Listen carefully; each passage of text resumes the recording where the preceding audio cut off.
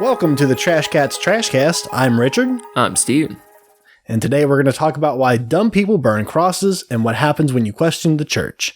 Also, 1,000 years ago, a conflicted priest began burning crosses, and today we're going to investigate why. Why did he do that? Why would you do it? What a maniac. Absolute mad lad. Yeah. This is gonna be Steven, how was your rad. week? It's not going to be fun. It's going to be fucking rad. It's going to be rad. My week's been okay, man. Today was kind of dumb. I woke up early, drove an hour to go to this job, was changing a pool liner. We get there, and the dig has like 2.5 inches of water from that storm. Ooh. From when we were recording in the eye of the hurricane. All that water was still there from last week. I was like, you gotta be fucking kidding me. It was like pancake batter, you know?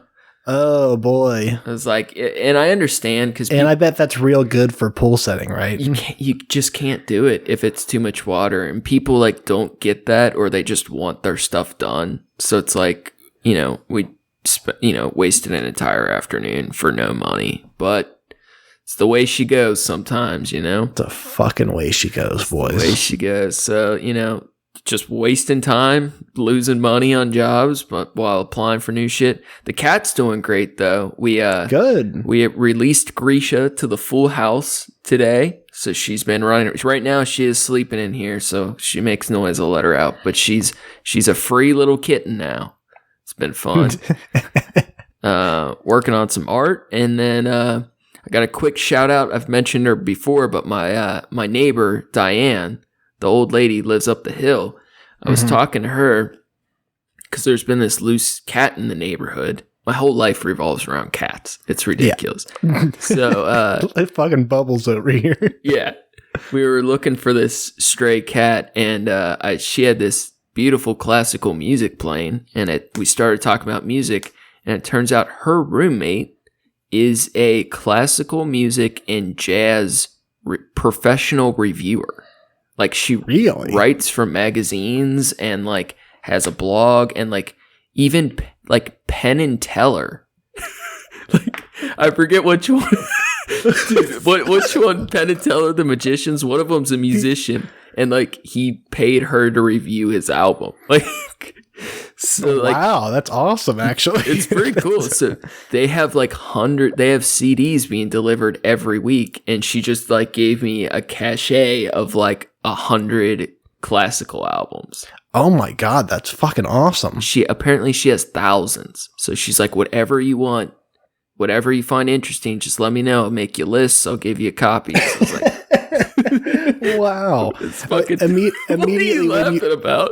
I was laughing because as you're saying this, I was like, oh man, that'd be so cool to get this person, like, maybe we could have them as a guest on the show. Oh, Diane. When we start doing guests. And then I was thinking like, oh no, this person's like way overqualified to be on our podcast, our fucking knucklehead dum-dum podcast. It would be cool.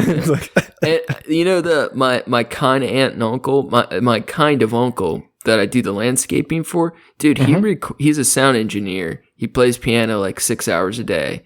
He recorded the Chili Peppers and Bootsy Collins. Oh shit. So I know all these people they're so cool to talk to, man. They know all these stories. I love it. just asking them episodes about, so have you ever seen Two Girls, One Cup? You want to be on our Trashcast? You want to be on our show? So I don't know, man. It's been a goofy week, but doing okay. Just trying to work on art and get some cool shit done, but doing all right. How about you, man? My week's been fantastic. Yeah, you've been all over the map. You've had great news and bad news, right? It's been a firm roller coaster. I started off the week strong. My day off with a nice kidney stone. That here's how it progressed for me. It was real dull, kind of ache pain in like my stomach area, like my lower abdomen, and I thought, well, usually when I get a kidney stone, I didn't even process as a kidney stone at this point, because usually it starts, in my back by my kidneys, or like in my sides or something. Yeah. This was like more like in the center of my stomach, and I was like, I thought it was just really bad gas. which I've had some pretty crippling gas pain before, you know? So, and I was like, man, this really fucking sucks. So I'm like, you know, trying to like, I'm doing jumping jacks and shit. I'm trying to like, you know, do what you got to do to work out gas. And then it just doesn't go away. And I'm like, okay, well, fuck.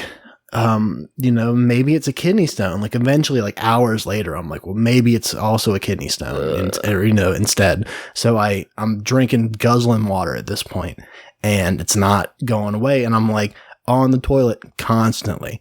I'm fucking playing D&D on Roll20 with these people, and I'm like in the fetal position. You know, at one point, someone even brought up like, you know, a lot of shitty camera angles going on with everyone's webcams. And they were like, oh, yeah, I wasn't even paying attention to it. And I was like, I'm in the fetal position. I'm like arms, like shoulders to my knees, like trying to like hold off this pain right now. That's and, so like, ridiculous. Yeah, it was real shitty. Well, it got to the point where like, you know, the second day then, it still hurts, and I'm realizing like, oh, but the pain is like right around where my appendix is. And I'm like, oh fuck, do I have appendicitis? Do I need to go like have my fucking appendix removed? And I'll do it for you. You know, yeah, I'll drive down to Dr. fucking Professor Steven over here. I got you, bro. And gotta get them gas stones out of you. Gas stones. Gaston really was the worst Disney villain. Eventually throughout the night, like I got to work, you know, I had to work today. So I'm like, last night, I'm like, oh fuck. Like, what am I going to do here? Like, I told him like the pain was tolerable enough that I could probably still work. I just might, you know, if it persists until the end of the shift, I might need my mom to come pick me up and take me up to fucking, you know, urologist or some shit. Yeah. Because she works up in the area where we were going to be with the truck anyway. And that way I wasn't like holding him back and like he could go on about his business. So, but I must have passed it last night, which was great. But, you know, I mentioned on the podcast, I'm sure that we've been looking for a new place to stay. Yeah. And my mom had found a place. And she just happened to get into it, go see it last minute, and we got to put an offer in on it, and they accepted. So we're going to be moving on up. Dude, the place is beautiful. It's fucking gigantic. It's so dope. You're going to have a podcast studio, a carpentry place. It's going to be off the chain, bro. Yeah. We got real lucky with this one. It is a really nice fucking crib. So dope. It's a hell of a week, man. Yeah, and it's only Wednesday, so who knows what else we got going on. About to find out. Yeah, hopefully the rest of the week also kind of spells out to be good stuff. I got a guy I used to work with is going to come up and talk to my current boss and see if he can work out a thing with him so he can come work with us, nice. Which would be great. We need the help. And then I got a employee appreciation party from my last job for my staff, my previous restaurant. I'm throwing them a barbecue. That's dope as fuck. Because they deserve it. Yeah, I'm hoping later this week I might have a job interview. And honestly, the job kind of sucks, but it would be working remotely from home. Which, Steven, can I give you a bit of advice or a little word to the wise? Let's hear it. All jobs suck. I know, man. Some just suck less than others, so it's very not radical. It's very not rad. It's super not cool. Super uncool. You got any honorable mentions? I do not. Before we get into this crazy topic. Yeah, let's talk about these. You got some fun honorable mentions this week. Yeah, I'll do this first one. I got two of them real quick. So this first one is if you check that link out, it's Richard Moeller. The article called him a German visionary, and it described his work as symbolism, surrealism, and romanticism play a role in the work of artist Richard Moeller. He was born in 1874 and died in 1954. He was an interwar artist whose bizarre visions towed the line between German realism and what the Nazis called degenerate art. So apparently he was a professor at a German college, I believe, and he initially was in very good standing with the Nazi Party when they took over, and so some people paint him as like this evil villain kind of thing, but he always like his primary commitment was always his art, and he did whatever art he wanted to. And later, the Nazis were hoarding art and deciding certain types of art like cubism, abstract, even surrealism was too outside of the mainstream, and they started declaring these things as degenerate, and his later work fell into that category. And I believe he was like fired from his school, but this dude is a painter, and he draws as well. And dude, his pencil sketchings are gorgeous. Yeah. My favorite piece in particular, I brought him up. I sent it to you in the chat earlier, but if you just Google his name, it's the one of the chameleons wrestling the naked man. Yeah, this is buck wild. I've seen some tentacle pieces that were more tame than this. It's so brutal. I realize that by saying that I'm incriminating myself. Busted. I've seen porn. Straight to the gulag. But yeah, man, I love this dude. The drawings he's done of the crucifixion pieces and of the chameleon wrestling are just so gorgeous. I couldn't find the names of some of them, but we'll share those pieces for sure on the Instagram. And then this second honorable mention is a Spanish artist, and the initial title is in Spanish, but the translation is The Martyrdom of Saint Christina. It's from 1895 by Vincente Palmaroli. I don't know how to say it. Palmaroli? That's how I would say it. Yeah, with a Spanish accent that I don't know how to do. This painting is on canvas. He primarily did portraits and different genre painting, which I'm not quite sure what that means. But this piece is just fucking gorgeous, man. These oils they're so dreamy. Mm-hmm. It's definitely got an ethereal kind of quality to it. Yeah, I'm assuming the one sitting on the rock is Saint Christina, but it's not even clear. It's not a normal like martyrdom painting where they're showing a death scene. It's more like Saint Christina being visited by a flock of angels and one specifically holding an alm for her kind of thing. Yeah. Yeah, she's like tied down to the rock. That's pretty. Yeah. But wild. It's not like violent or gory like a lot of martyrdom pieces. Yeah. It's just beautiful. I love how the angel holding the leaf, like from the ocean, like the horizon or the lighter water into her dress. It's like this perfect gradual fade. Yeah. And the shines on the water. Very pretty. I just always want to see more stuff like that. So those are kind of two more classic-y pieces. And that wraps it up for honorable mentions. We got some cool music our last couple episodes, but I think we got some fun stuff on the way too. Yeah. Yeah. All right. Bullshit's out of the way. You want to kick us off? Yeah. So this episode was actually inspired by one of our past honorable mentions when we looked at the incorruptibles. To recap, incorruptibility is a Roman Catholic and Eastern Orthodox belief that divine intervention allows some human bodies, specifically saints, to avoid the normal process of decomposition after death as a sign of their holiness. Bodies that undergo little or no decomposition or delayed decomposition are sometimes referred to as incorrupt or incorruptible. This theory is so cool, man. Like, yeah, I love what it's just so cool looking. These incorruptible relics are then presented in open reliquary and displayed for veneration. So veneration meaning great respect or reverence. Yeah. So out of curiosity, I later revisited this subject after our previous episode looking at them, and I soon fell into this Wikipedia spiral, which led me to the veneration of the crosses. So the worshipping of the ultimate symbol of holiness, the cross on which Jesus died and saved us all from sin. That stinky desert wizard. Mm-hmm. I started. Why's it gotta be stinky?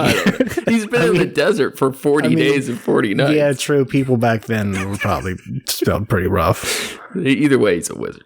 I started to wonder why dumb people like the Klan would burn their own religious symbols. You know, you think of the cross as holy, the veneration of the cross is you respect their religious symbols, but the Klan burns them. So I was surprised to find out the origins of burning crosses goes back almost 1,000 years to a weird priest, and the primary subject of this episode, Peter of Bruges. Did I say it right? I'm going to struggle with this. I think it's Bruges. Bruges. Peter of Bruges. That sounded less epic when I had to correct myself, but yeah, the subject of this episode. The cool part about the first most of this podcast is going to be French is the one language that I can't pronounce right. Apparently, Duolingo told me I can just fuck right off because when it got to the point where it had to record me saying the things, I was screaming into my phone, "Garçon, garçon," and it would not accept that I was saying "garçon." Because apparently I sound like a fucking hillbilly when I try to pronounce. You're doing better. So now I just say Garkin and get it over with. You're doing better than me. So far, I've butchered Spanish, French, and called Jesus stinky. So, Peter... Well, I specifically gave you that text. So. Peter of Bruges was a Catholic priest who burned crosses in protest of the veneration of the crosses. So we're going to start this episode with Peter and work our way through time until the Ku Klux Klan burns their first cross. Despite being a priest, Peter actually did some pretty cool things, and we're going to explore those today. But burning crosses today is something very different than what Peter did. And just to be extra clear, groups like the Klan are dumb as shit, and I hope the next time they're burning crosses, they all spill gasoline on their stupid fucking robes, because fuck the Klan. Fuck the Klan. So, we're set up now. And I've offended half of this dumb fucking country. You want to kick us off with Peter? I would love to. There we go. Peter of Bruges, also known as Pierre de Bruges or Peter de Bru, was a popular French religious teacher who flourished between the years of 1117 to circa 1131. Yeah. This means that we don't know the exact year of his birth, but we know that his teaching flourished after 1117 until his death in 1131. Sources suggest that he was born in southeastern France. The history of his early life is unknown, but he was a Roman Catholic priest who had been deprived of his office by the church hierarchy for teaching unorthodox doctrine. He began his preaching in Dauphine, in Provence, probably between 1117 and 1120. The local bishops who oversaw the diocese of Embrun, Dye, and Gap suppressed his teachings within their jurisdictions. And real quick, just note the sources. So he was very hard to research because there isn't a lot known about him, but the sources that are cited are primarily from a second Peter. And there's even a third Peter, but the second Peter is named Peter the Venerable because he honored crosses so much and he opposed Peter of Bruges who burned them. So fucking stupid. So to make it clear, most of our information comes from this second Peter, but for ease of understanding the subject, we're going to stick with one Peter. So we basically they named them Peter and Good Peter. Yeah. They were arch enemies. And he's the good one. Yes. He's not the other one. Yeah. Yeah. So Peter of Bruges, and in spite of the official oppression, Peter's teachings were gained adherents at Narbonne, Toulouse, and Gascony. God, you're good. I know Toulouse. You're better than me. Because Toulouse-Lautrec. And I think would be the same spelling. Anyways, Peter admitted the doctrinal authority of the Gospels in their literal interpretation, but considered the other New Testament writings to be valueless, as he doubted their apostolic, that's the right one, apostolic origin. He cast doubt on portions of the Bible and questioned the Old Testament. He rejected the authority of the church fathers and that of the Roman Catholic Church itself. Peter moved from attacks on clerical delinquency and worldliness to bitter criticism of hierarchy and sacraments. Peter's followers were called Petrobrusians, and they opposed clerical celibacy, infant baptism, prayers for the dead, and even organ music. Just fucking wild. Yeah. Peter, it's a hell of a range. Peter rejected art and ridiculed hymns, since what pleases God is the pious sentiments of the soul, not outbursts of the human voice or musical instruments. Nice. All of which are pretty radical beliefs for a Catholic priest. He basically was a rebel priest fighting against his own religion. Yeah, this dude was punk rock as fuck. Yeah. But he hated me. He was so punk, he didn't even like punk music. Yeah. What a rebel. The organ music thing, I mean, I understand why he feels that way. Yeah. Like, it's very powerful music. I think in the, to be used in the church, I get it. Because it definitely is emotional and very strong. And especially, like a dope organ, you feel that shit in your chest. Yeah. And just all the things that he is going against, it kind of makes sense that he would also be against like music and arts, because it sounds like he takes it all so seriously that he thinks a lot of what the church does is bullshit. Yeah. And while I don't think it makes any sense to hate the art and music, I understand some of his other points. And the fact that he's questioning the New Testament or portions of the Bible at all is something completely unacceptable by the Catholic Church. I mean, yeah, without a doubt. The New Testament is what separates them from a lot of other groups of Christianity. So we wanted to get into this by talking about Peter's big 5 points of contention against the Catholic Church, and we're going to discuss them a little bit. So, number 1, according to the Petrobrusians, one's own faith, together with baptism, saves. As the Lord says, he who will believe and be baptized will be saved, but he who will not believe will be condemned. This idea ran counter to the medieval church's teachings, particularly in the Latin West, following the theology of Augustine, in which the baptism of infants and children played an essential role in their salvation from the ancestral guilt of original sin.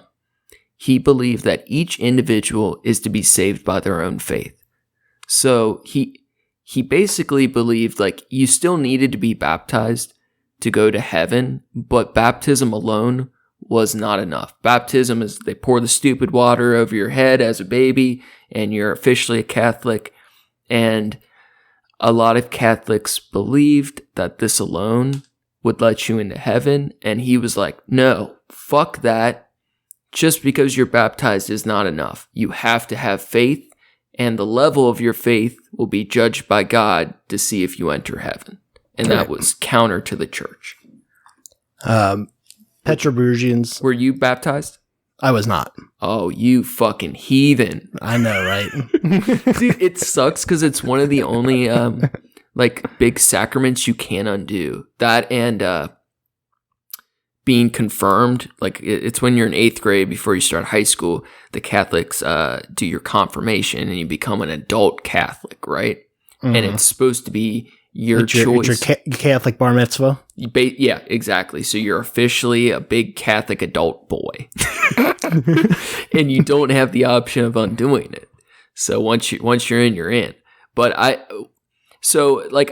think obviously all of this is bullshit. But what I do like about it is that, while a lot of people were saying, as long as you adhere to the sacraments of our religion, you're making it into heaven, baby. And he's like, no, fuck that. You have to be righteous enough. Now, I respect that. Yeah, I gotta say, yeah, is someone who is very. I'm not trying to say against the Catholic Church. I mean, I kind of am, but that's not the point I'm getting at. Critical of the Catholic Church. Sure. It's like, if you're gonna, perpetuate a bunch of bullshit, like, at least make it like you have to believe in this shit to get into the. Right. It's not stick by your guns kind of thing, not like, as long as we dump some fucking holy water on you, you're good. It's like, I forget the name of it, but the thing where, where you pay to have your sins, forgiven. Oh, communion? No, that we're going to get into that. But there was I think it was a Lutheran thing too, but you could literally pay money for certain sins to have them forgiven instead of like doing the penance to have them forgiven. And it was a huge thing in the medieval days of the church. That's fucking ridiculous. Yeah, you want to kick us off with 2? Yeah, 2. The Petrobrusians said, edifices for temples and churches should not be erected. The Petrobrusians are quoted as saying it is unnecessary to build temples, since the Church of God does not consist in a multitude of stones joined together, but in the unity of the believers assembled. On the other hand, the medieval church taught that cathedrals and churches were created to glorify God and believed it to be appropriate that those buildings should be as grand and beautiful as wealth and skill could make them. But Peter disapproved of all ceremonies and outward forms of worship, even the erection of churches. He held that one may pray as effectively in a tavern or church, in a marketplace or temple, and may commune with God before a stable as well as before an altar. He literally advocated for the destruction of churches. Dude, that's fucking like badass. So metal for a priest.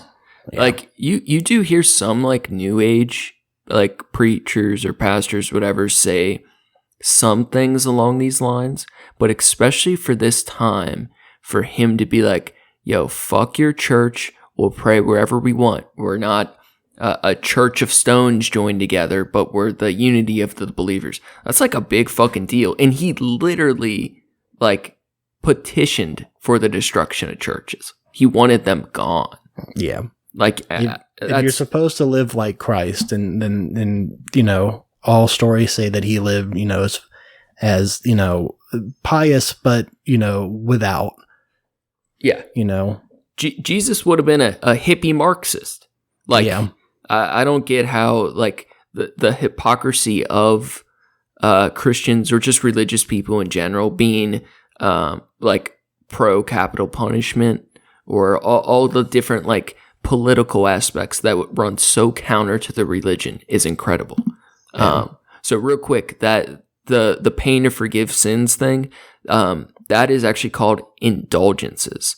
It is a distinct feature of the religious systems of both Western medieval and the Roman Catholic Church that granted full or partial remission of the punishment of sin.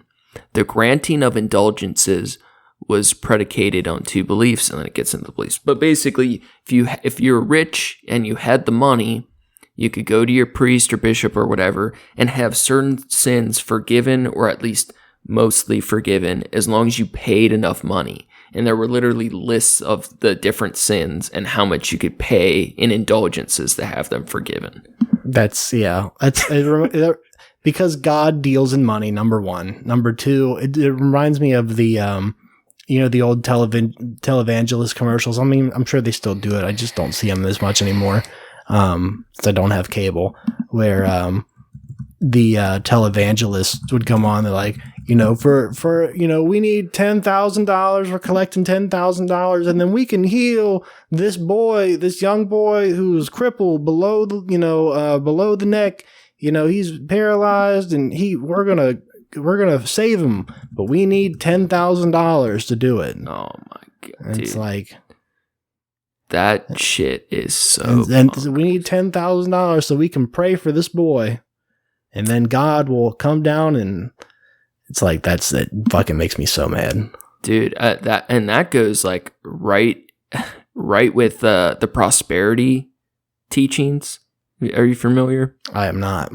It's a big thing with Protestant Christians, but there's all kinds of different groups where like they run different ads on TV and like the church services and stuff where their whole thing is like prosperity faith, where they're like they believe like wealth is a sign of faith, and it's all about how to become like rich or like how much money you need to give, and like health is wealth, and money. It's all tied to money, dude. It's like a huge thing. And then real quick, I should have made this an honorable mention. Are you familiar with the page Preacher Sneakers? No. Dude, this shit's so good. So what it is, there's an Instagram page at Preachers Sneakers, one word. It is a page that shows like some of the world's most popular preachers, particularly like New Age Christian preachers and priests and stuff, and it's photos of the different jewelry and sneakers that they're wearing, and then they look up how much the shit costs. Wow. So there's all these pictures of different preachers wearing $10,000 Jordans and shit. Like it's all about exposing their hypocrisy and shit, hypocrisy. God, I can't talk. By showing just the cost of what they're wearing. Jesus Christ. Isn't it ridiculous? Is absurd. It's so insane that it's like, I don't even understand what the argument again, like how can the church combat this kind of shit? It's so funny though. It's really funny. It breaks down their whole outfit for different sermons by cost. That's absolutely absurd. One with a dude wearing over $1,000 sweatshirt. Oh yeah, dude, the shoes get pricey.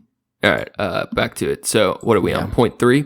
Yeah. So he wants to destroy it. He wants to believe people should be judged by their faith, not just their actions regarding the sacraments. He believes in the destruction of all churches.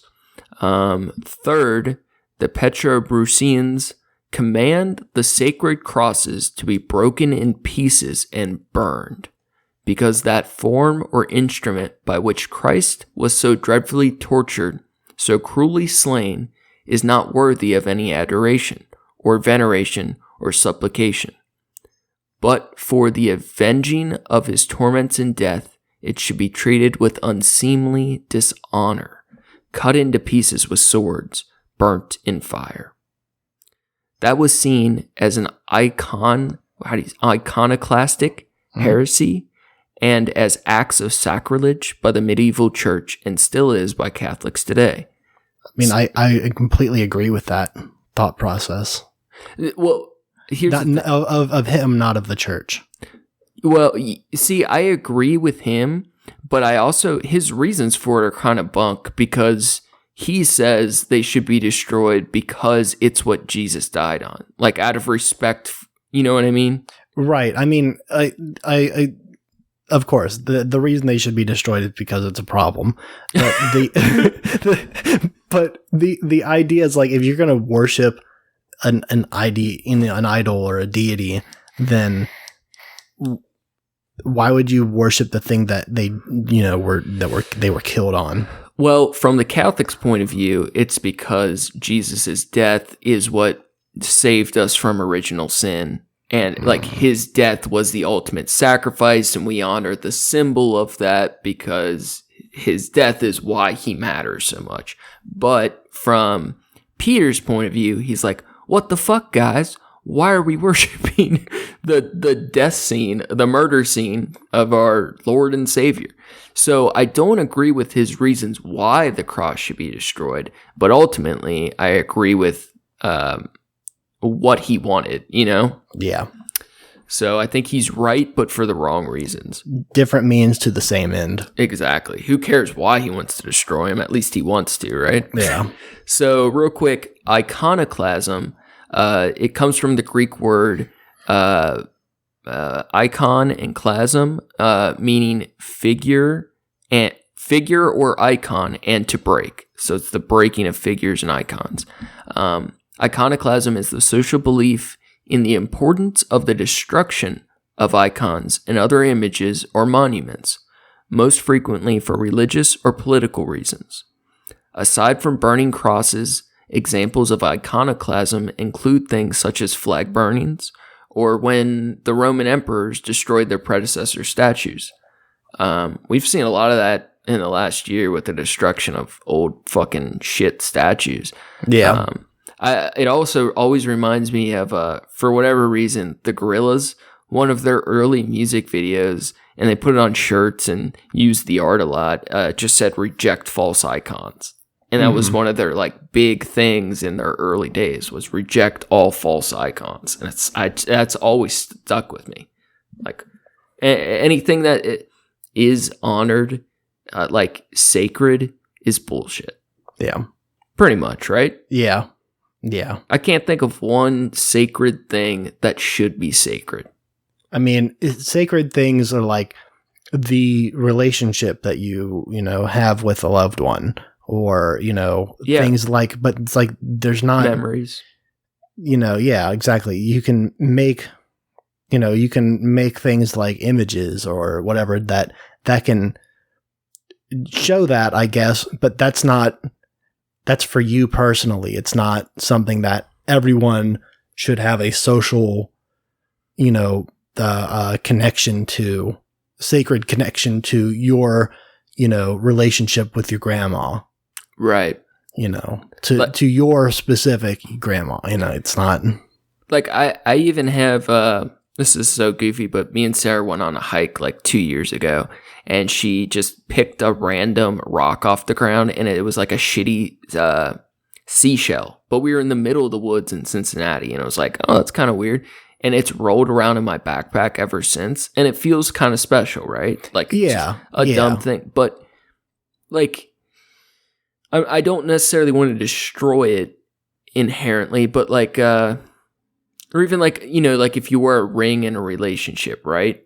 Yeah. You lose the ring. That's not what matters. Like, yeah, it's a nice trinket or memory, but, like, I don't know. It shouldn't be that important. Yeah, the ring doesn't make your relationship work. It's not the thing that is keeping you together. Like, if you lose that ring and your relationship falls apart, your relationship wasn't that fucking good. Yeah, it was not going to stay together. Or even art, like the Sea of Galilee, or like even my own art, right? Oh, I'll print it up. I'll make art. I'll print it up, put it on a wall.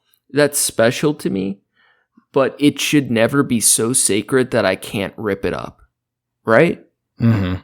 Everything should be able to be destroyed. There's nothing that's special. It's all about the meaning behind it. As long as I can remember, like, it could have been from when I was, like, as long as I know is old enough that whenever I was old enough to have my own wallet, when I was really young, my aunt or my mom, somebody in my family, gave me a little medallion, and it's a Saint Christopher medallion, and I think it was Saint Christopher. No, I'm like 90% sure. But I've had it in my wallet ever since. Yeah. It belonged to my grandfather, who had already passed at that point, and I kept it in my wallet just because it belonged to him, and I thought it was a cool thing. But the idea of that medallion was that whoever holds it, they'll never get lost. Yeah. Or they'll have safe travels or something like that. And of course I don't believe in, especially, Christian iconography or anything, but I just thought that was a cool thing. And whenever I swap wallets to a new one, I always put it in there, and it's just a thing that I have, and I never look at it. I usually keep it like in the back, tucked in a thing, but it's like, I've kept it up this long. Yeah. It's more of a memorandum to my family. Yeah. Kind of thing. And I'm definitely speaking hyperbolically a little bit. I had after Tony died, I had like one of the only things I had from him was this long sleeve black thermal, right? And it was like ratty, had a couple holes and shit. Dude, I wore that like multiple days a week for like 5-6 years, and I always had it in my backpack. And eventually somebody I knew that I later had problems with stole it from me and trashed it on purpose, right? And I was so fucking angry. But there was also, and it took me a long time to get over it, but there also was a sense of freedom, right? Because like as meaningful as those things can be, it's like Buddhist shit. Like the important things in your life still take up mental space. Yeah. Right? Like there's a freedom from those things. And the crosses specifically represent generations of evil. It's more than just being a symbol to one person. One more story, and then I want to get back to this, because that example made me think of one that actually makes more pertinent sense to this. When my grandfather died, he was my not the one when I was a kid. My father's side, when he died, he was cremated, and I had his ashes put into a little thing that I had on a necklace, and I wore it. I put it on a hemp rope that was tied in the back so it wouldn't come off. Yeah. And I wore that until the hemp gave way, and I had to make a new one. And I made a new one, like 3 or 4 times for years, until very recently, I didn't make a new one for it the last time it broke. And it was because I finally got to the point where I realized, like, I wore it every single day in the shower, everywhere I was, I always had it on. Yeah. And I finally came to the conclusion that I'm not carrying him with me by doing this. I'm not honoring him by doing this. It's not this. It was a thing for me. It was part of my grieving process. I still have it. I've still kept it. But I've stopped wearing it. And that weight of burden of feeling like, okay, I don't need this to still feel like I loved my grandfather. Right. That I still had a connection with him. I don't need to have that on my person all the time to feel that. I don't need to have it at all. It's nice to have, to like look at every now and then when I'm like, rummaging through shit in my, end table, but that's what all it is a part of a reminder, an icon to remind you of what's really important. Yeah. It's your memories, your feelings. And that's such a better way to put it. I just wasn't getting it out right. That's exactly how I felt wearing that sweatshirt. I just felt a little bit better. But one of these points we're going to get to is also that you can't do things for the dead. And that by doing them, you're really doing it for yourself. And that's a hard realization and hard thing to let go. Yeah. Also, sorry, last one. When's the last time you've thrown something in the river? Oh, or boy. burnt something. Does it count if I burn it at work? As long as if it was on purpose. Destroyed or lost forever, intentionally.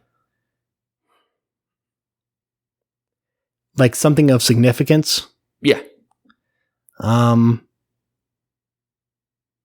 been a little while.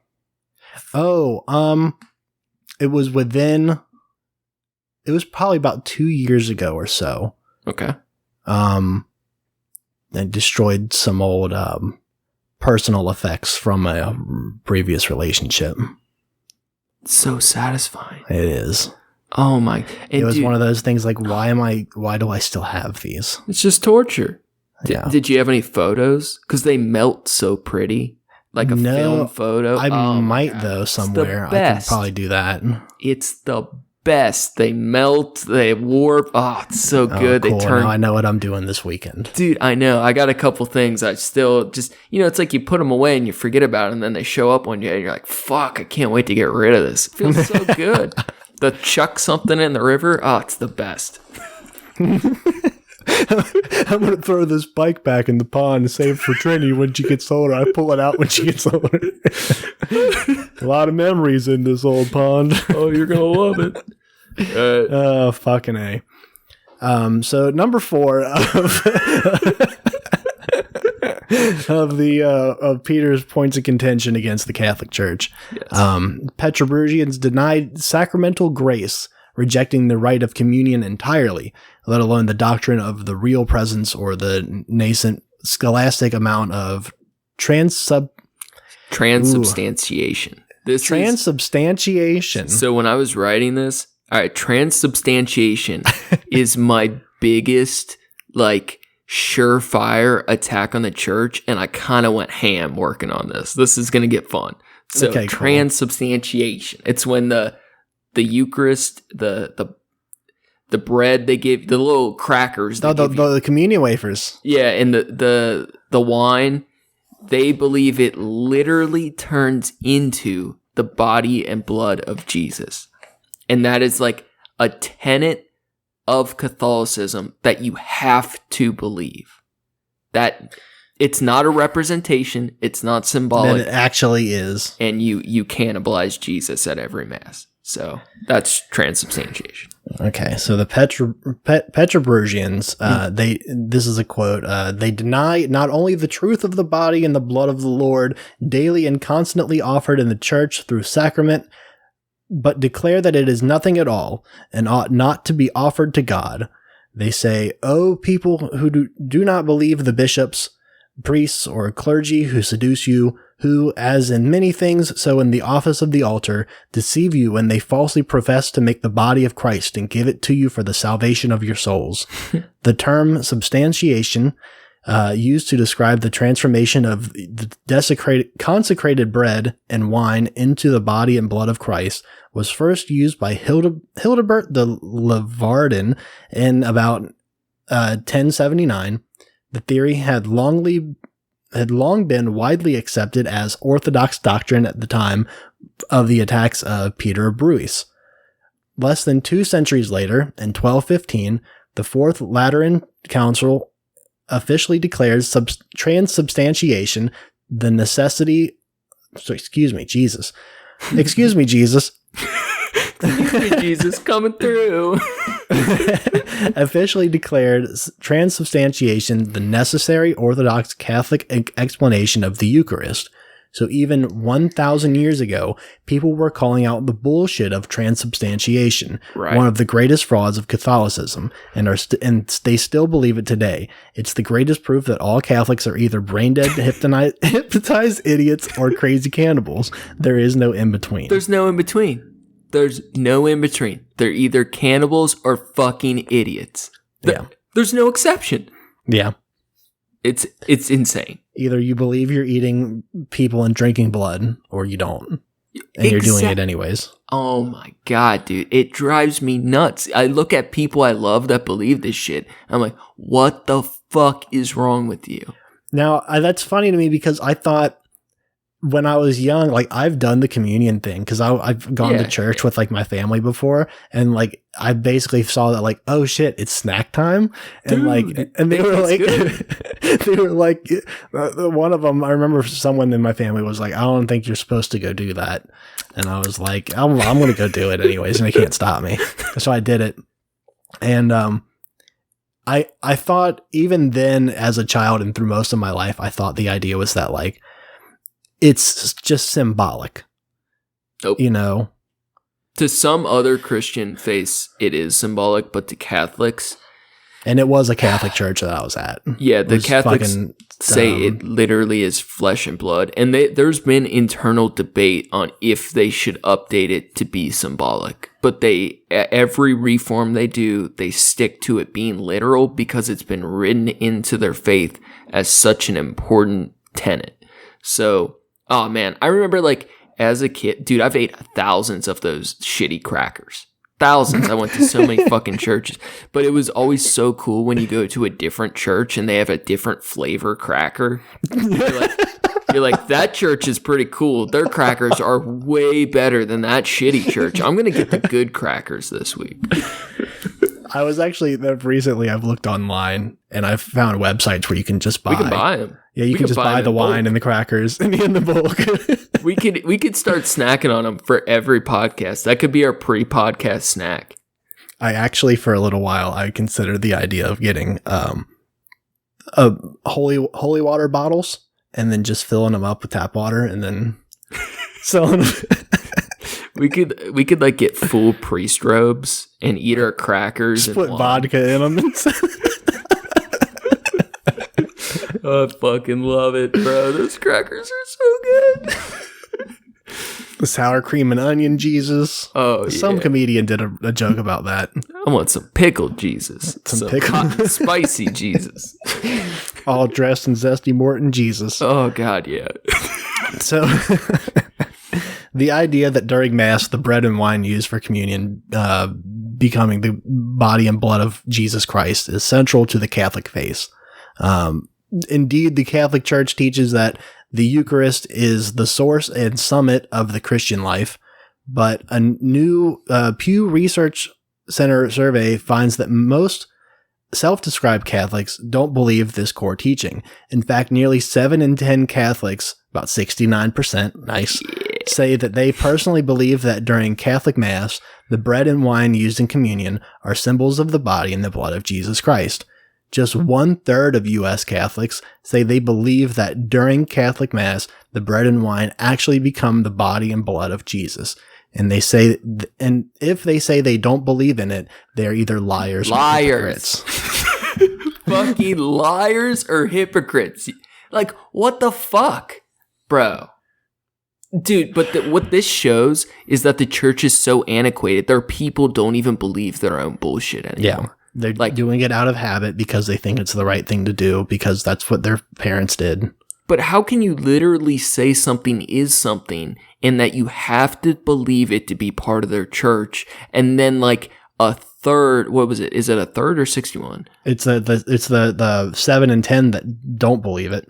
Okay. And yeah, and a third believe it. Yeah. So 70% of them don't believe in a thing they have to believe to be a part of their religion. But they were baptized, so they'll go to heaven. Right? See, this is why I like Peter. This is why I like Peter. Because he's like, that's not real. This is dumb.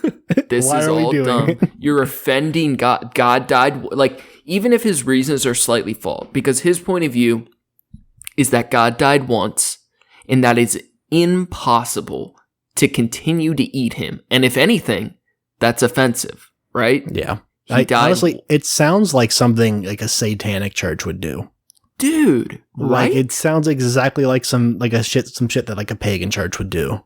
Dude, the ultimate like offering of symbolic, even if they were just like, this is symbolic of the blood and the body, you know, even if they weren't like, this is really what this is. That sounds like some metal shit. Yeah, the Leviathan Satans, they always do the naked chick on the altar, pour blood on her. It's like, all right, that's whatever for a music video. But if you wanted to have the most legit satanic mass ever, and you really wanted to be a clever little Satanist demon boy, you would just do an identical to Catholic mass and call it a satanic mass. Yeah. Just pick the right scriptures and let it speak for its fucking self, because it's all bullshit. It's all bullshit. All right. Point 5. This is the last big point. All right. Peter's final big belief was a rejection of prayers for the dead. They deride sacrifices, prayers, alms, and any other good works by the faithful living for the faithful dead, and say that these things cannot aid any of the dead, even in the least.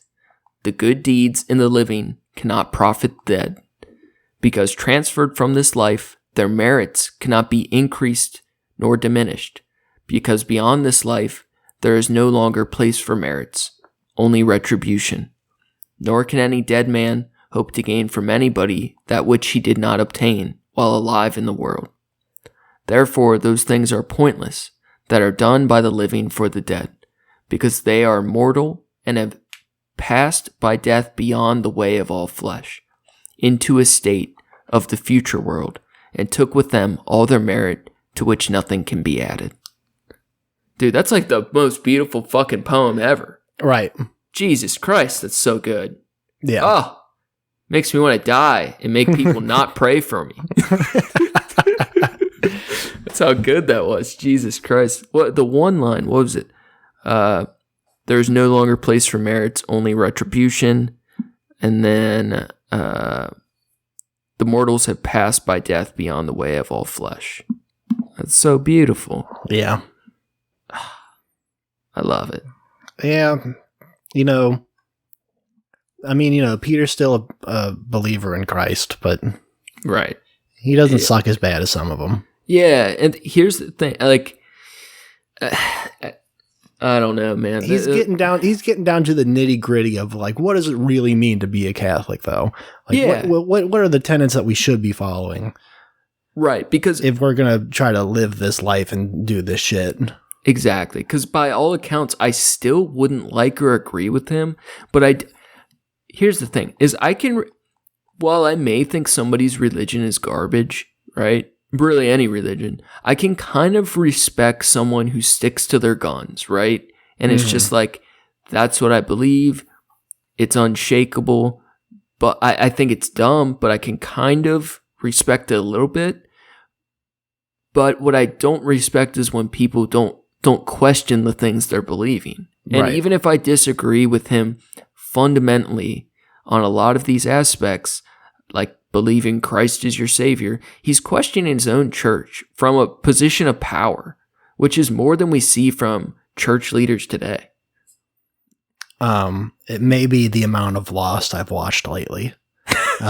But even if someone does do some miraculous things, whether, they are, whether it's as big as turning, water into wine, or coming back to life and shit like that, or just being extremely helpful and a wonderful person who saves lives and whatever through medicine or anything like that. Like, just because someone's incredible and does the crazy shit doesn't mean that they are trustworthy, doesn't mean that they should be followed blindly. Yeah. Like, that kind of shit can make somebody, can make the people around them, especially even, corrupt with power or corrupt with the ideas of grandeur. Everyone likes John Locke until he kills Jacob, and then our references are a decade or two old. Hey, have you seen that show? It was relatively new on Netflix called Messiah. No. Was that the Morgan Freeman one? I don't think so. No. Okay. I watched a little bit of that, but it was not as interesting as I thought it was for the first one. I know you're a big Morgan Freeman fan. Yeah, I fucking love me some Freeman. Yeah, he played God all the time. But Messiah is about, it's honestly, it's got a little bit of a Lost vibe, because it's like a constant like bending of reality. And the premise of the show is that Jesus is alive today. He shows up in the world and people start following him.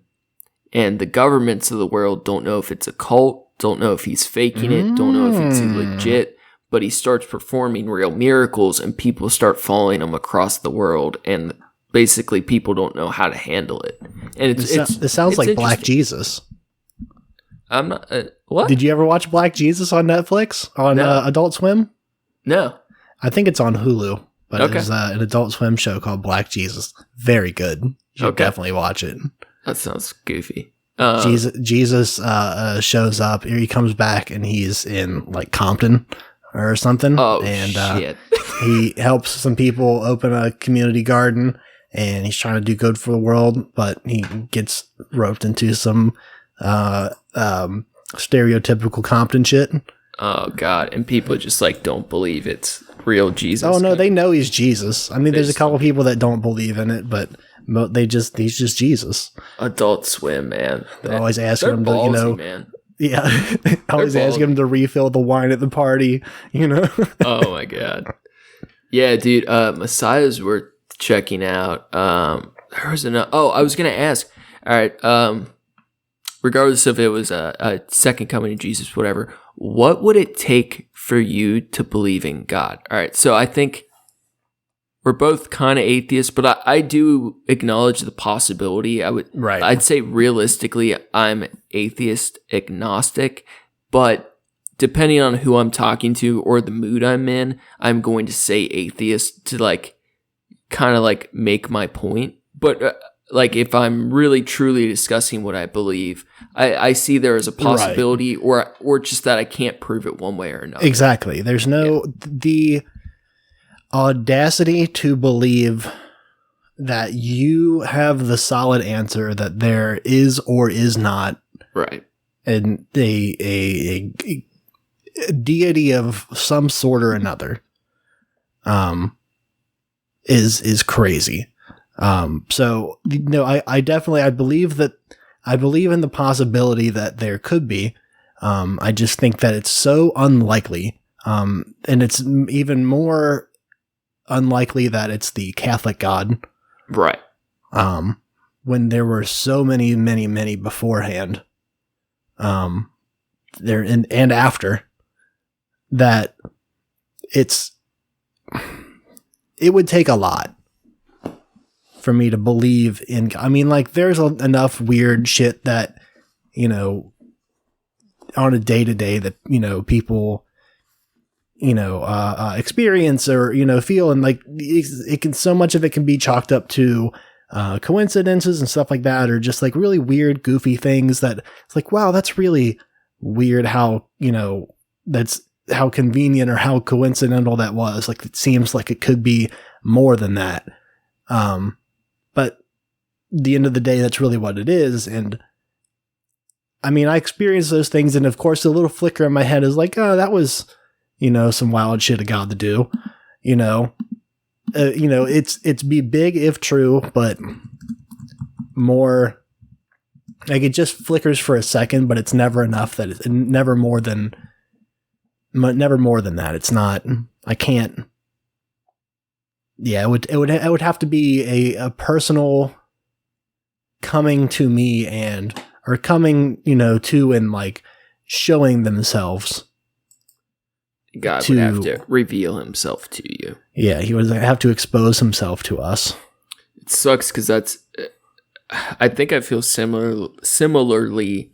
I was trying to define better ways to put it into words, because at the same time, like many religious people, their argument would be that God has revealed himself to them. And it's in a way that we can't understand. To them. Right. And that's fine. But it's not. Well, no, it's but what I'm saying is but it's not to me. Right.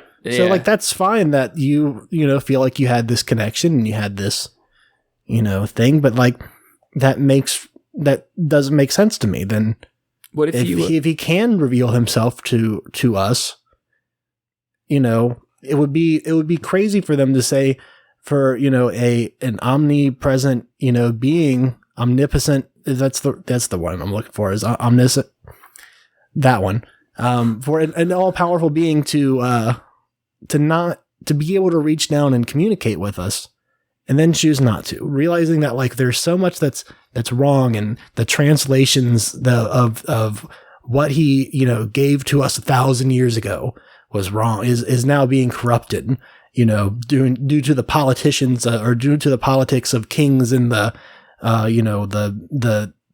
11 and through the 1600s and shit like that. And it's absurd to me to think that if they had the ability to say, look, this is getting out of hand and it's wrong, what you're worshiping, what some of these people are worshiping is wrong.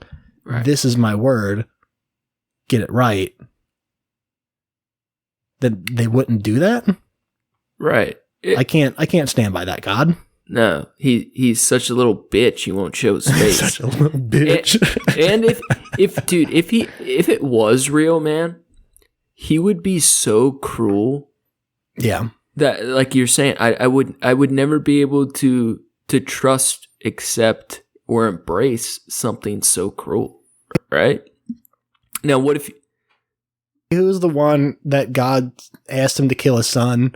Abraham. That's the foundation of all Abrahamic religions. He told Abraham to kill your son Isaac on the mountaintop. That's right. And then Isaac proved his faith by attempting to swing the blade down on Isaac, and the angel stopped him.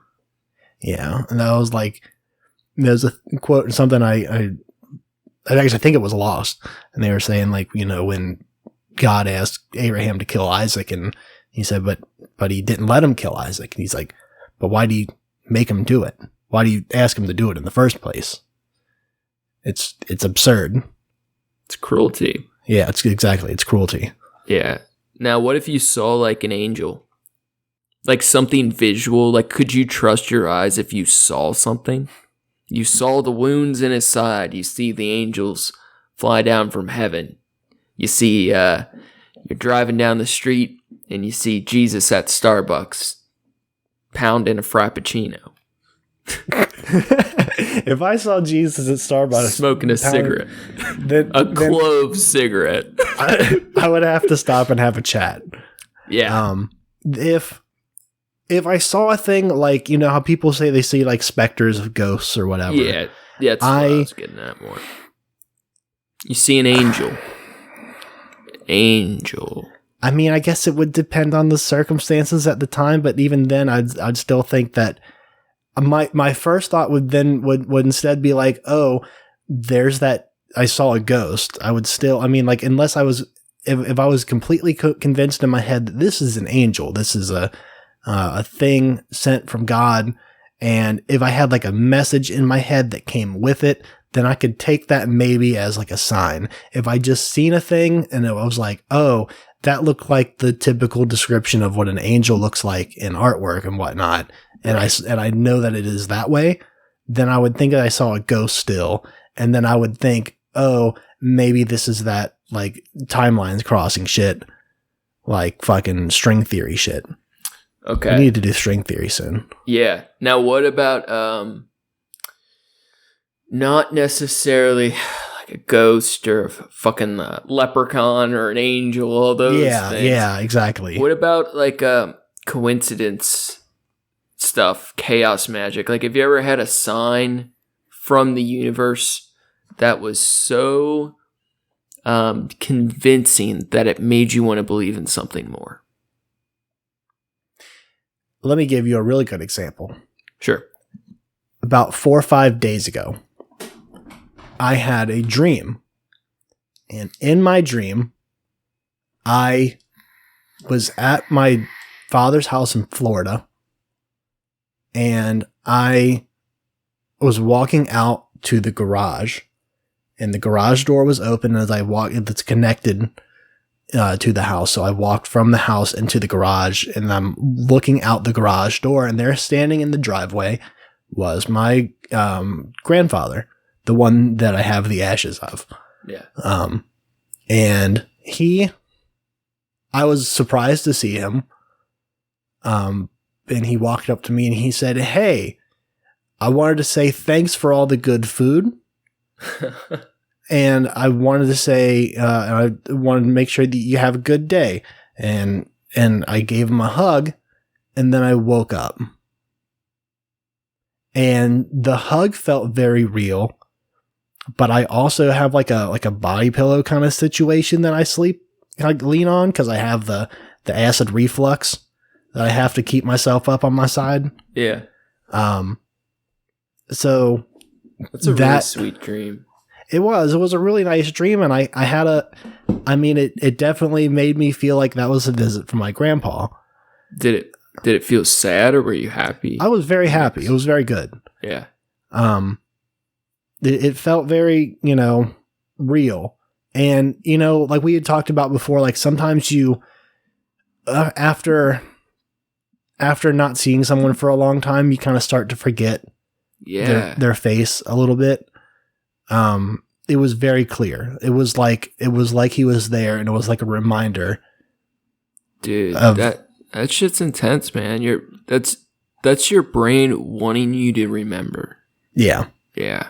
So that was a really powerful thing that was like, oh, and somewhere in the dream, he had mentioned, now this is something I've never I've seen this brand before, Okay. and I've never bought it before, but I'd seen it before, and it has been months because the only place that I know that sells it is Whole Foods, and I haven't been there for months.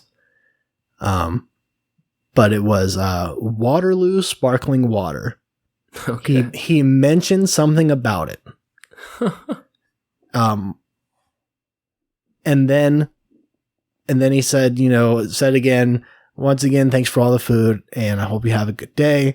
And that's when I hugged him, and then I woke up, and I felt the urge to I was thinking well, maybe that was maybe that was a sign that I should look out, some Waterloo sparkling water, and maybe something along my path of doing that will, I'll meet somebody or something.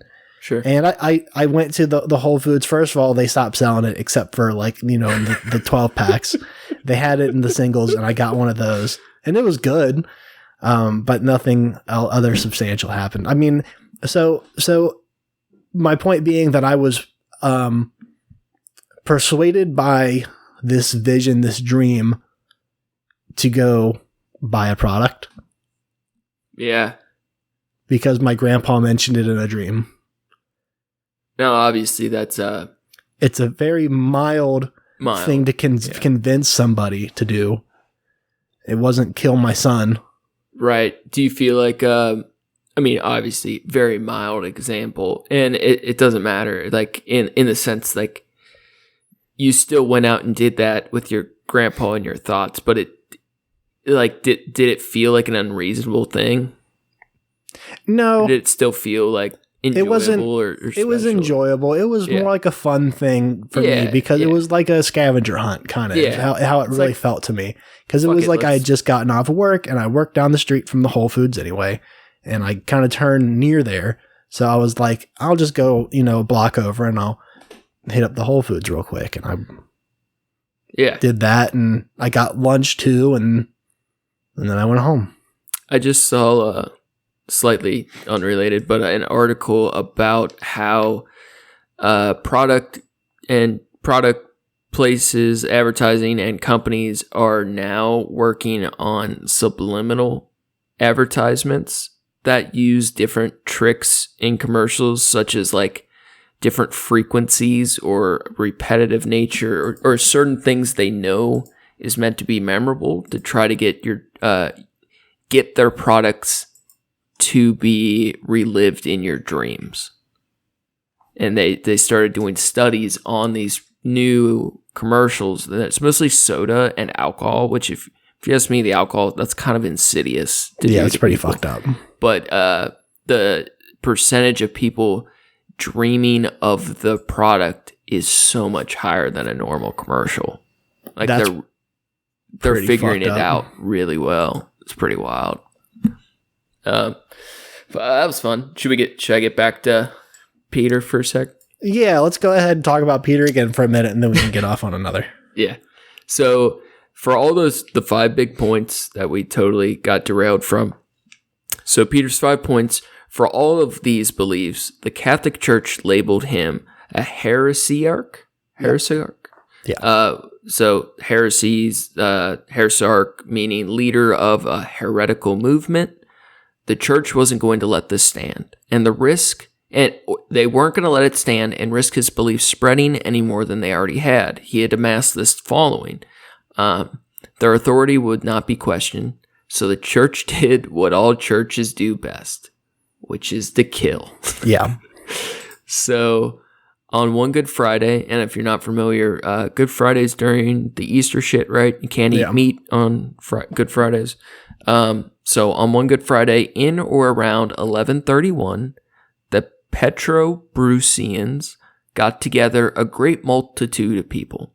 They collected all the crosses which they could lay a hold of, and they made a large bonfire with them, at which, in contempt of the church laws, they cooked meat, which was distributed to all present. Peter rejected prayer, offerings, alms for the departed, and maintained that, quote, that all depends on a man's conduct during his life on earth. This decides his destiny. Nothing that is done for him after he is dead can be of any use for him. For 20 years, Peter Abrues had labored as a preacher in South France when seized by an infuriated mob, and he was hurried away to the stake and cast into the flames of his own bonfire of burning crosses. In conclusion, he was murdered by an angry Roman Catholic mob, was killed for questioning his own faith. Guitar solo. It's so fucking metal, man. It's so brutal. It's fucked. He literally is just questioning what people believe in, what he believes in. And they threw him into a fucking fire, man. Like a witch. Like he wasn't even saying, like, don't believe in God was the other thing. Like, he's still, like, the core value of, like, believe in God, be a good person, you know, or, you know, be as, you know, you should be, you know, do as to others as you want to do unto you kind of thing. Yeah. A man's conduct during his life on earth, this decides his destiny. Yeah. Dude, I fucking agree with that, man. I don't even know if I believe in destiny, afterlife, God, none of it. But yeah, I agree with that. Right. Like, that the story, your legacy, the story that people are going to tell of you is based on your conduct. Yeah. So whether it's your destiny or not, it's definitely your legacy. Yeah. It's just that alone is more meaningful than anything like they believed in or just, it just matters so much more. And to be burned at the stake for it is it's so disappointing. I like Peter. Even though I have contentions with Peter's contentions, I like Peter, man. Yeah. Despite being a priest, Peter remained critical of his faith and did not yield in pursuit of his truth. Although misguided, he stood up against tyranny and died for what he believed in. He should have been a martyr. Fuck yeah. After his death, his doctrine still continued to have an influence in many districts, as various other religious groups or teachings continued his work in their own ways, but Peter Abrues was largely forgotten, and ideas faded away. Just as the U.S. lost the war on drugs, the world has lost the war on religion. But the Trashcats will not give up. Fuck no. I will fight religion till I die. In fact, I hope I become a martyr. Oh, man. Can you imagine Saint Dr. Professor Peter? Or Saint Dr. Professor Stephen. I don't know why I said Peter. We said Peter so many fucking times in this. Patron saints of the raccoon. Patron saint of the Trashcats. Dude, man, I wish there was better ways to, you know, making a podcast is great and all, but outside of like real world violence, like tearing down a church, I wish there were better ways to attack organized religion. It's kind of a bummer, but I think at least advocating for the churches to be torn down is very important. I also just I got my t-shirt design idea. Okay. Yeah. It's you as the patron saint of Trashcats. I'll make it look like a stained glass. It'll look good. Yeah, I'll be laid out on a cross as the raccoons drive in the stakes into my room. The church burning in the background. Oh, fuck, bro.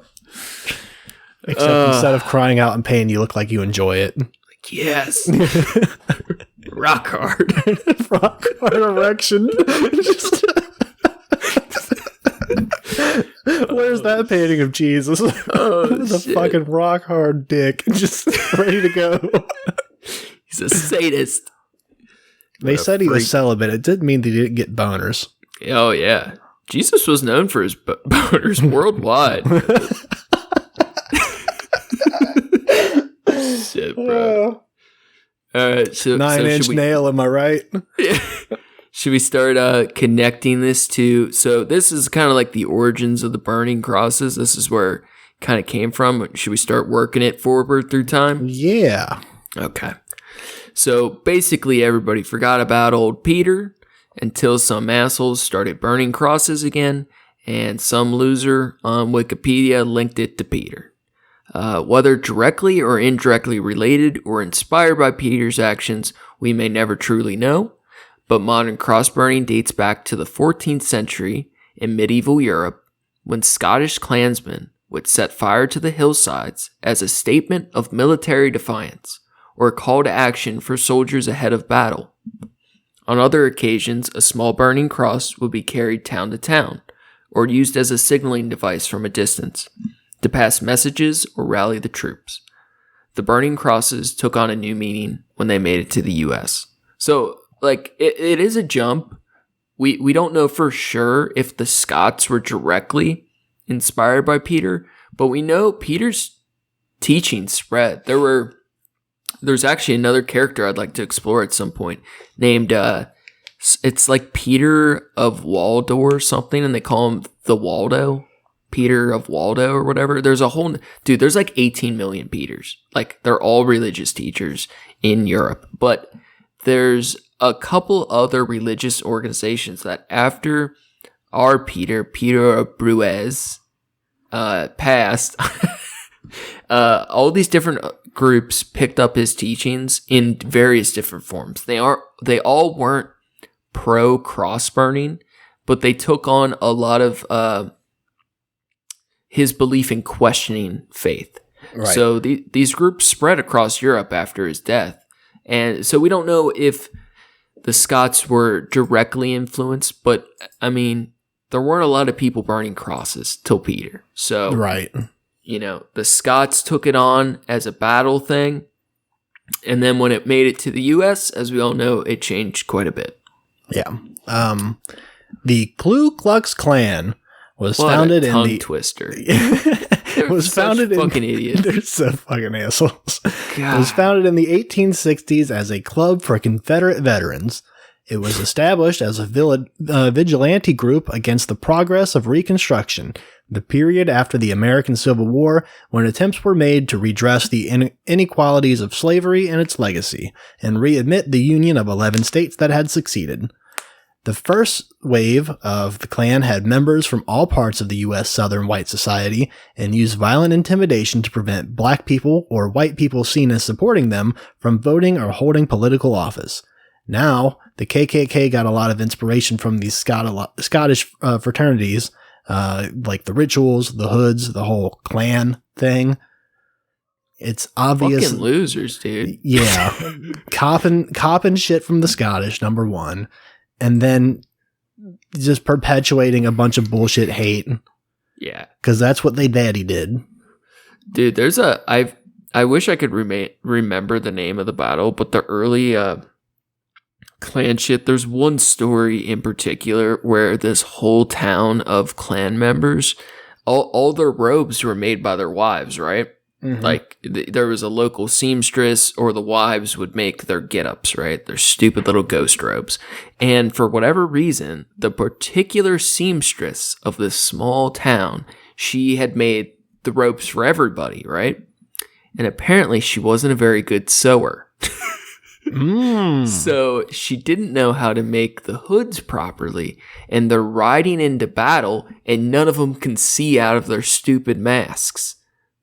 Oh, good. So they all had to take off their shit, and like there's accounts of people riding horseback, their hood gets in their face, and like they fall off and get trampled by a horse, or nice. People that later got in legal issues because they had to remove their shit to see. I think that's pretty funny. Yeah. So in the first era, Reconstruction clans did not burn crosses. They weren't particularly religious either. This is something they kind of picked up over time. Their original group was more just like a racist political ideology than anything related to religion. The idea was introduced.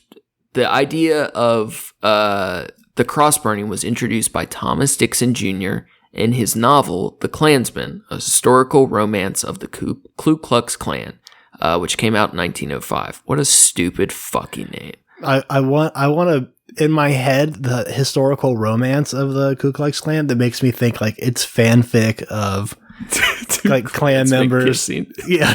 Or robes. Someone needs to rewrite rewrite his fanfic and call it name it this exact thing, and then it's just like Brokeback Mountain, but it's clan members. It gets you in the first half, and then they start making out in the tent, and you're like, oh boy. Some people are gonna get pissed. Dude, yeah, we angered a lot of people today. I'm cool with it. We've angered the right people. Yep. A cross burning is first described in Book 4, Chapter 2, The Fiery Cross, on pages 324 through 326 of the 1905 edition.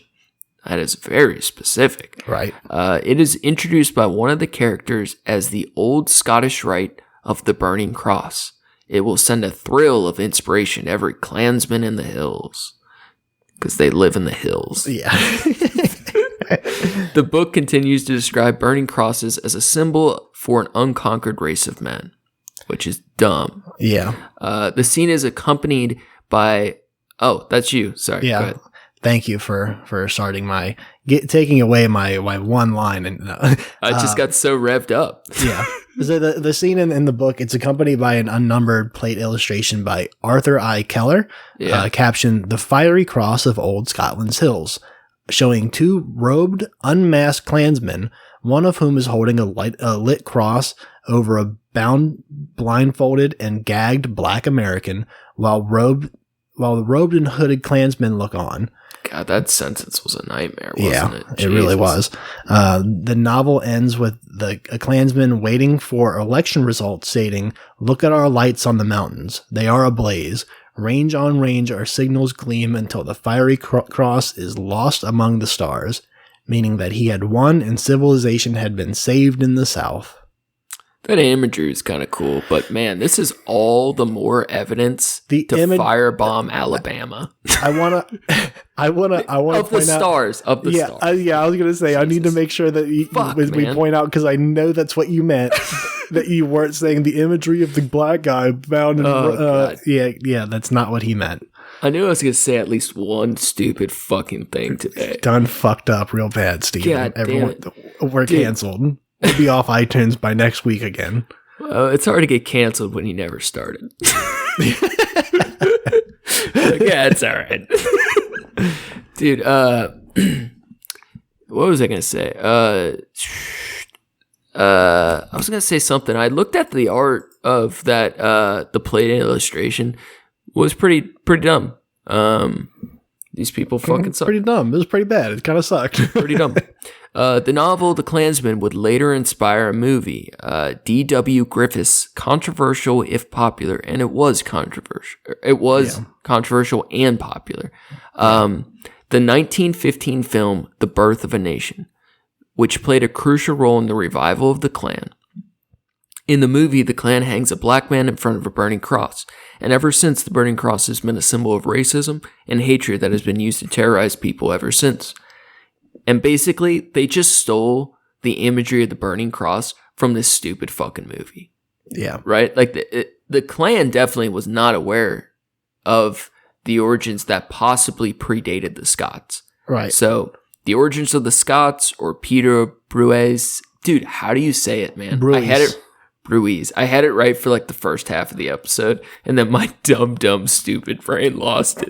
I was holding on with every brain cell I had left, and it just slipped away.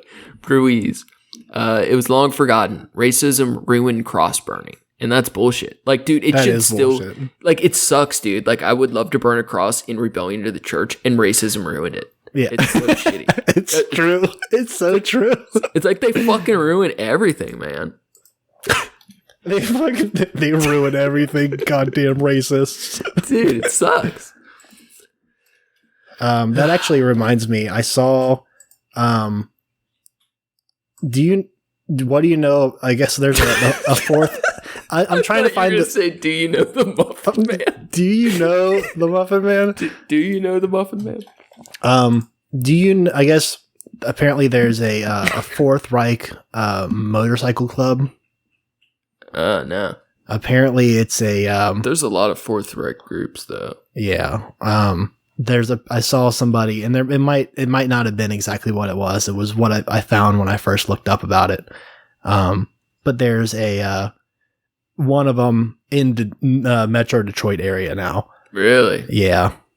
It's real fucked up. They have like SS logos all over their compound and shit. It's fucked up. Got the bolts. Man, I saw somebody with a t-shirt on in the fucking Kroger the other day, and I was like, oh.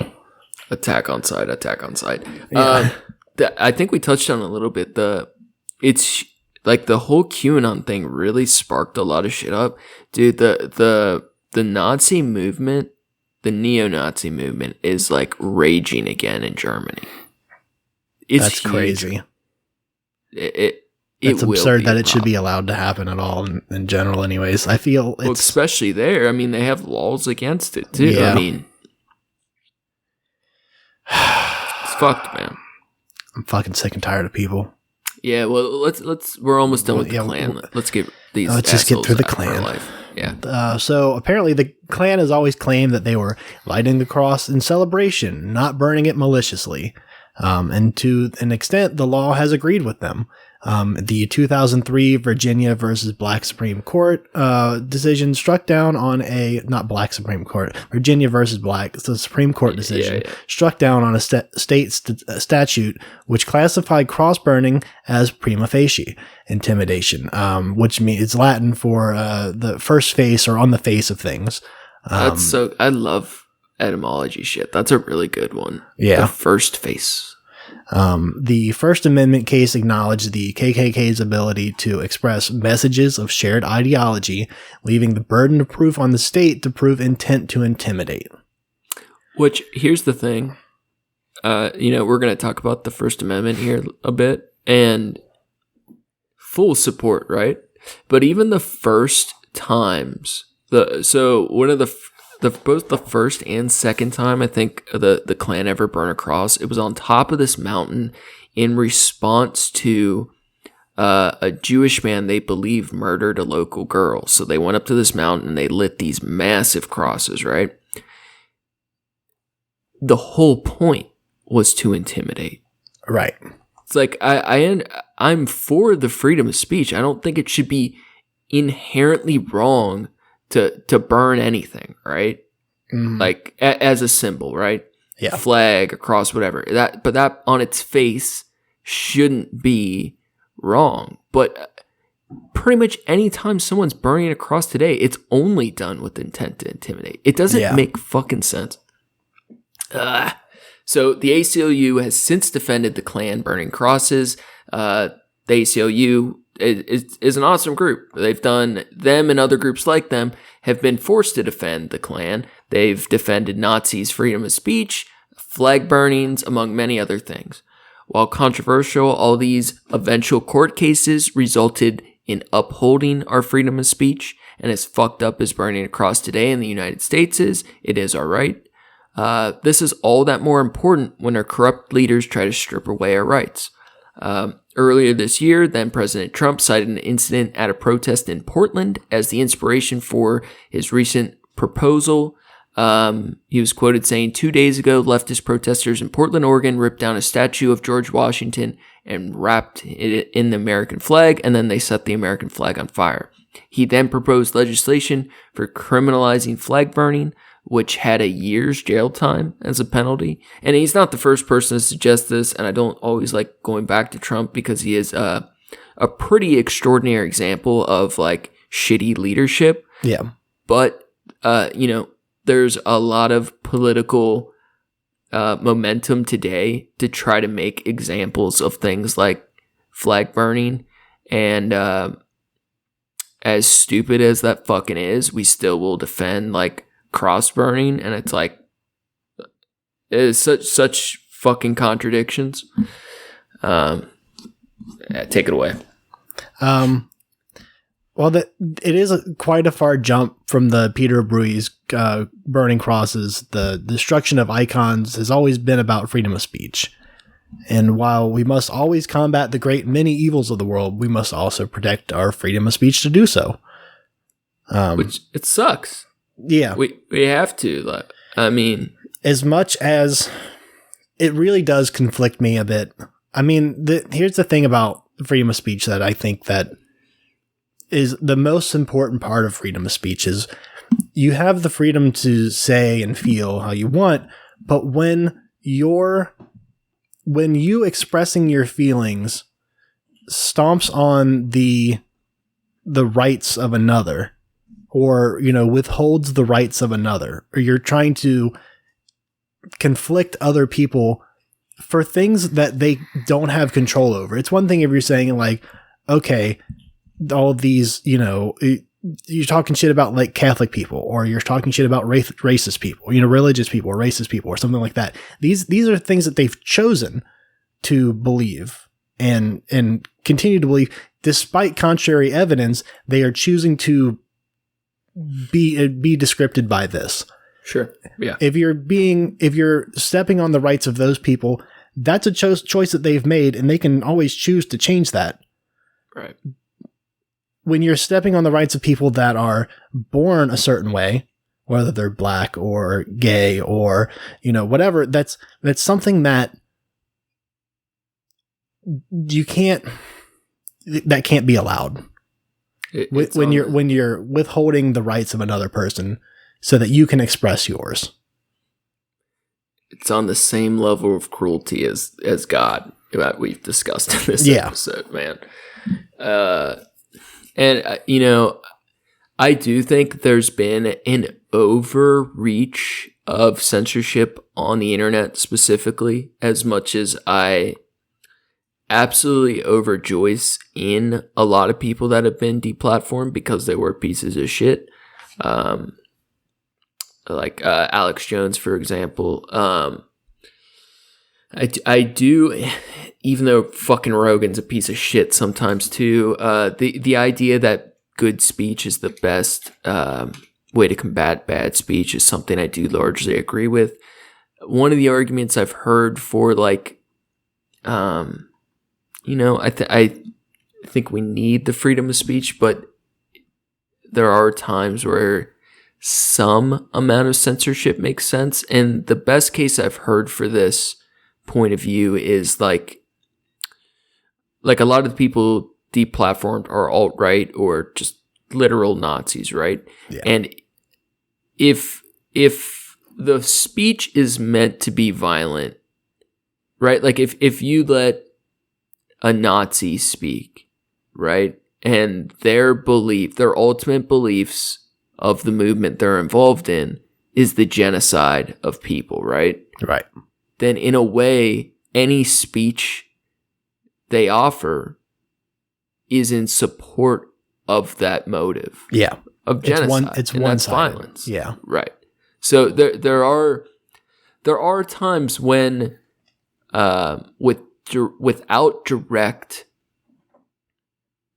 without direct like confluence, that speech can be violent. And I don't know. It's tricky though. It's tricky. It's touchy, and in withholding the rights of many, you have to allow. That means that some people with shitty opinions and shitty values slip through the cracks. Yes, because there are so many of them. And I think people don't listen to the shitty opinions enough. And that's not, I don't mean that like we should focus on shit like too much like that, but I really thoroughly enjoy listening to people I hate, both for the anger of it. Like it gives me fuel. You thrive on anger though. Dude, I do, man. I fucking love it, dude. I listen to people I hate like literally half as much as I listen to people I like. But it helps me because I want to understand why they're wrong, how to best combat it, and just how to make arguments against it. Or, I don't know. There's even people you hate, there's things you can learn from, too. Even if it's teaching you why you hate it, Right. But, things are very split lately. The most I like to listen to people spreading hate shit is in one of those videos online where it's woman starts yelling slurs at the Kmart and she gets arrested, or she gets her shit kicked because she's too. Those are really funny. Yeah, that's really the most I can do about. I mean, once I've also tried to listen and, read shit that they don't believe, because I want to get, even like Fox News shit. Like I try to read that occasionally to like get you got to put together all kinds of sources, because you're going to get biased shit either way. But I want to make my own decisions based on multiple sources, which I think is what you should do. And it sometimes it just, you can tell the intentional wording on all sides. It just makes me so mad, because there are so many people that just go to that one place and they hear that one thing, and then they echo it to all their friends who also get their news from the same place.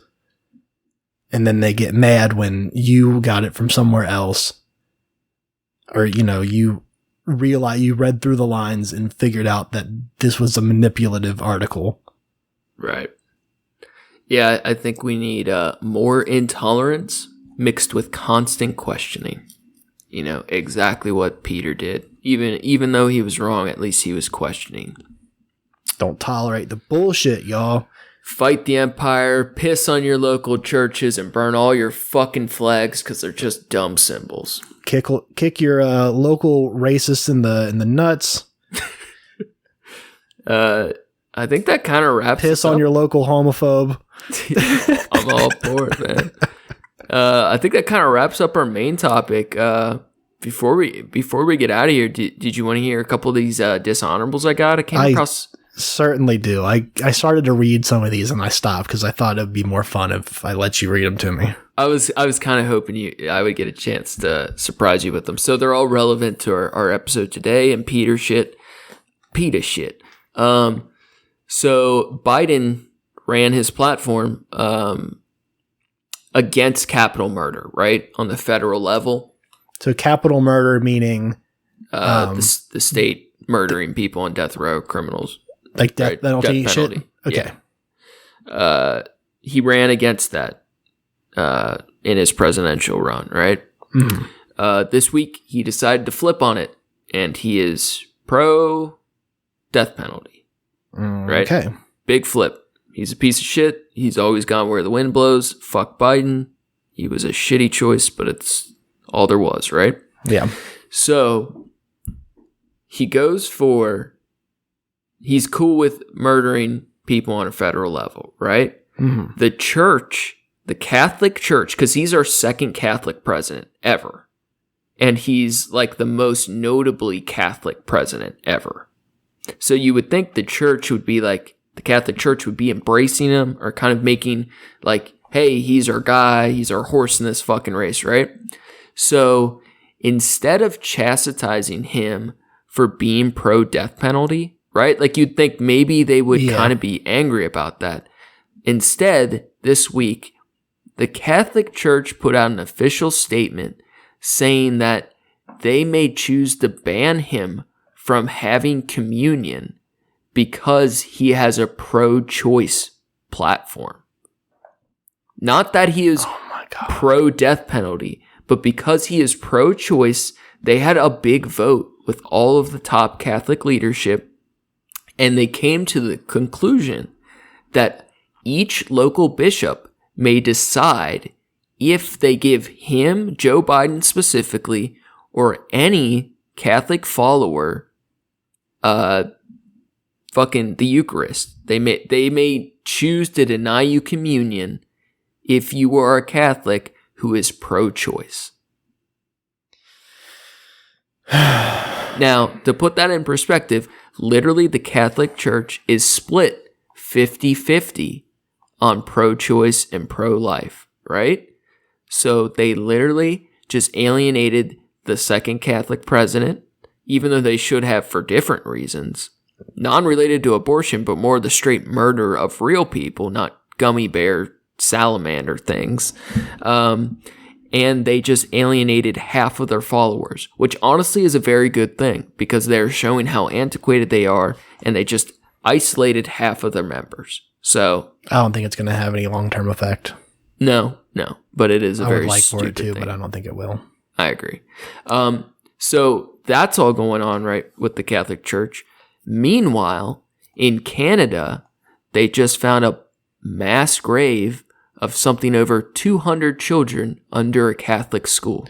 What in the actual fuck? Now, this actually isn't that abnormal. This has happened multiple times, but this particular case in Canada, they found the remains of 215 children were found last month buried in an unmarked grave at a former residential school, one of more than 150 institutions in a defunct system for well over a century forcibly separated Indigenous children from their families to assimilate them into Canadian society. Oh, shit. The school system was operated by the Roman Catholic Church until 1619, before it was taken over by the government. But they believe these children died under Catholic rule, and it's 215 kids of Indigenous children who were separated by their family. Now, I want to fix, because you said it was operated by the Roman Catholic Church until 1690. Oh, thank you. 1969. Thank you. Yeah. Now there's a massive push for all these there's 150 other schools to be dug up. Now, here's the thing. Is both in Canada and in the US, this is not something new. It's not always even related to Catholics or non-Catholics. A lot of like children's boarding schools from this time period, different disciplinary, basically camps that they sent kids to, or like juvie kind of schools. They found mass graves under a lot of these places because if the kids didn't listen, they would just starve them or kill them. But this is like a serious thing in Canada right now. They believe more graves are located at these other schools that the Catholics run, and it's a lot of fucking kids, man. Jesus Christ. Last dishonorable mention. So if it wasn't clear, fuck the church. Last dishonorable mention. If anybody is familiar with John McAfee, the founder of McAfee Antivirus, he's a real fucking scumbag. He did some innovative shit, but he was a real scumbag. He was, he hadn't paid taxes on millions of dollars of like illegal crypto shit and like other sketchy shit he was doing on the United States. He went into international waters at one point when the U.S. wanted him. He brought guns into another country. Many accusations of sexual assault, all kinds of stuff. He went to Spain, and he was attempting to leave. This was like a couple months ago, and the Spanish government detained him. And just yesterday, they decided to extradite him to the U.S. because as like a libertarian weirdo, he decided taxes should be illegal, and he hasn't paid taxes on all his income of millions of dollars for the last 5 years or whatever. And he knew he'd be fucked when he got to the U.S. because he had all kinds of other shady shit going on. He killed himself in prison either today or yesterday, and I think that's pretty fucking awesome. Yeah. Shouts out to John McAfee for killing John McAfee. Right. It should be noted that he resigned from the company from McAfee in 1994. So it also should be noted he never used his own program.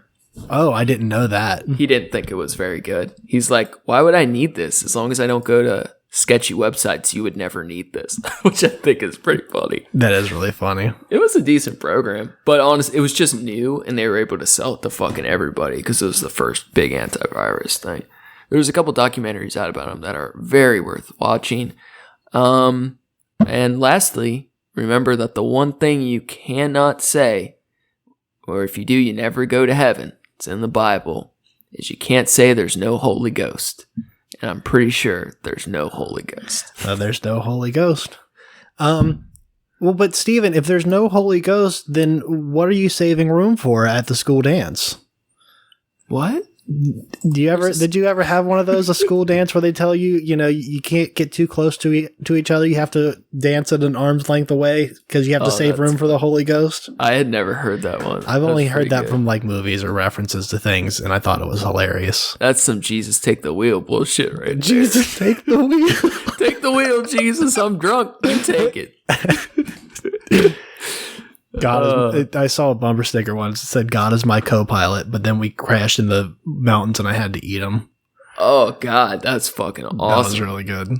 You got any dishonorables or advice? Anything? No, these are all good. Fuck the church. Fuck all the Fuck John McAfee.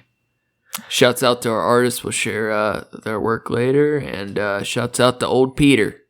Shouts out to old Peter. Old Peter boy. Old Pete. We're going to get Peter tattoos. Yes. It's going to be of a priest burning a cross. With an arrow pointing to him that says Peter. It just says Peter. Old Pete. And a raccoon will be toasting marshmallows above the flame. And everyone's going to think we're more fucked. I fucking love it, man. Oh, jeez. No, wait. Let me tell you about this guy. No, I'm good. Thanks anyways, bud. You seem like a fucking crazy person. So thanks again for listening. Yep. Thank you to Approaching Human for the use of his music. You can find his work on SoundCloud at Approaching-Human. Thanks, John.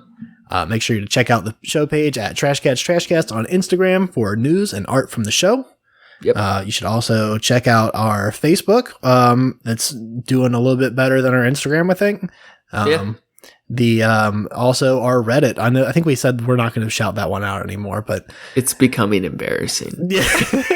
It was a bad idea. I shouldn't have thought. Just one more person on our Reddit, and then we'll stop saying it. Just one person join us on our Reddit, and then we can stop saying it. Reddit at Trashcats x Trashcast. Just fucking add it so we don't have to say it anymore. Just guys, somebody, even if you don't use Reddit, just get on Reddit. We'll never check it. Yeah, I know either. We'll wait. One of these days, it'll be worth it. We check it once a week when we record, and I say it, and it's like, oh yeah, we have a Reddit. If you're super bored, you can check out my trashy heresiarchal art. Nailed it. Yeah, nailed it. On Instagram at Skyzix, SKYZSCX. And tune in next week for our episode on We Don't Know Yet, but it'll be awesome. It'll be entertainment. I have a good idea. And that's going to be all for us today. Stay classy, eat trashy. Go fast, eat trash.